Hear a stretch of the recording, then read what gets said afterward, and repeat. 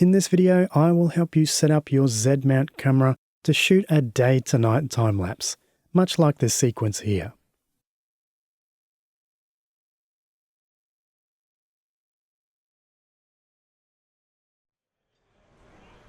Today I will be doing a Holy Grail time lapse, or a day to night time lapse. I'm in the city here. It's very, very loud. They're all out today. Cars are going everywhere, bikes are going everywhere, crowds about. It's pretty good, but I'm not focusing on people. I'm going to be focusing on a skyline today. So I have my setup here. It is a Nikon Z8 and a Nikon 24-120. Now the idea of this is to go from pretty much day to night. Now there's many ways to do it. You can use an intervalometer, you can sit there and manually do it, but I'm going to cheat and use aperture priority mode. So what I'm going to do is I'm going to guide you through the setup from composition, camera settings, interval settings, power settings, everything. So let's get into it. It's very easy, very straightforward, and you can use it for any Z mount camera from Z9 all the way down to a Z30. Any Z mount camera can use the same setup. So let's get into it. Let's get time lapsing.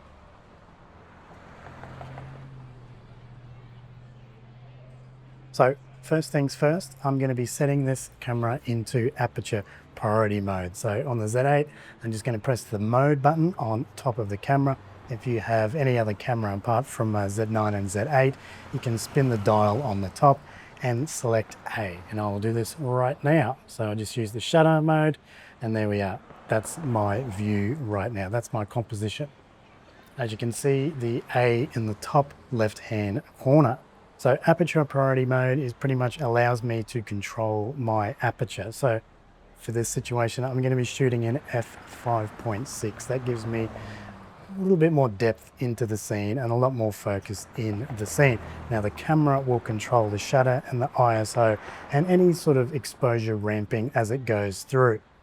I just set my aperture and just let it take care of it. That's the best part about aperture priority. You can see the fast shutter here. This is to match my aperture, which is quite sort of stopped down a little bit, and it is a bright scene. You know, I'm sort of an hour before I actually want to start the time lapse officially. So it is pretty much, you know, doing its best to maximize an even exposure in this sort of harsh afternoon light.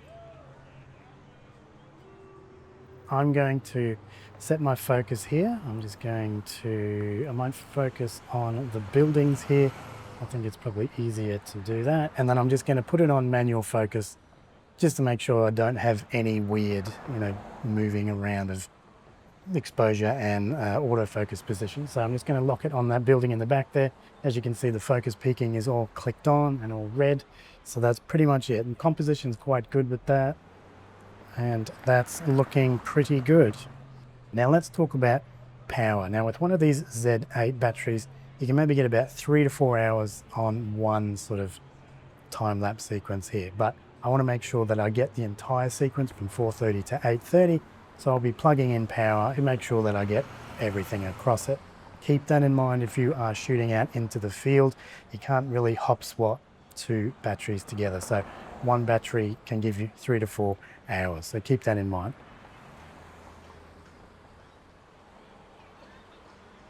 Okay, now I have my composition set up here. As you can see, got my focus set. I've got my aperture set how I want it. Let's set up the actual interval shooting and how many shots I would need to shoot the time lapse. Now using a time lapse app, so I use an iPhone here. The app is called Timelapse app, and it allows me to see how many shots I need to get through the entire sequence. So let's have a look at this. Now I want to have an interval of 5. Now shooting in daylight, I generally use an interval of 5. It seems to be the nice sweet spot for clouds and other sort of light scenes like this. So I'll be doing this for the entire shoot. Now, because this is aperture priority and I won't be touching any intervals or shutters or anything like that, the camera will be calculating the shutter as it gets a little bit darker. It'll remain at 5 seconds, but the camera will do the work for me. So using this app, I can check. So here we go. My interval is 5. I want to be shooting for 4 hours because I want to be shooting from 4:30 to 8:30. And so that's giving me 2,880 shots. Now, jumping back into my menu here, under photo shooting menu, I want to be looking for interval timer shooting. I jump into there. So my interval is 5 seconds. Now I want to be shooting for 2,880 shots. So a shot will be taken every 5 seconds. The camera will calculate the shutter speed, but I'm in a fairly light scene, so I think it should be quite good. Another thing I like to do is I like to have exposure smoothing switched on, just in case to reduce any sort of flickering. There may be flickering because of these lights and everything, but I always turn that on just to have a smooth ramping between exposures. Starting storage folder is always good, just to make it neat on the card. I always go in there and just go new folder. That's always good to have on there. Now that is a lot of photos. So for storage today, because this has 2 card slots, I'll be using a 128 gig card. Now 128 gig card for just a time lapse usually comes in about 3,000 photos, I think. So this should be covered just with the 1 card, but I will have the 2 cards here, and both are set up for overflow, which is quite handy here. Now, if you don't know how to set up overflow, on the photo shooting menu, jump in there to secondary slot function, and I do overflow. So when 1 card fills up, the next one will be full. Now I'm only shooting for 4 hours. If I was doing a Milky Way time lapse where I want to go from, dusk till dawn, I would be filling up these 2 cards quick smart. But for tonight's time lapse, 1 card should be all right, and I should be safe with 128 gig worth of storage here. That's pretty much how you set up an aperture priority day to night time lapse. Now all I have to do now is wait and see what the evening brings. And here is the completed sequence. Notice the smooth transition through dusk into night. Just a seamless exposure with hardly any flicker. And the flicker that is there is just from ambient light in the area. These time lapses really look great and are very fun to do.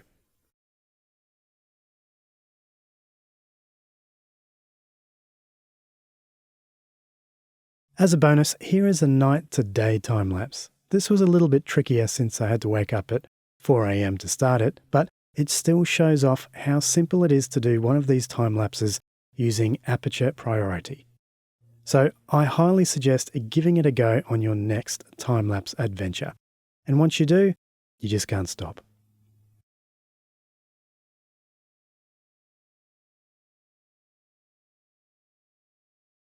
As usual, thank you so much for watching. Don't forget to subscribe, and I'll see you next time. Cheers.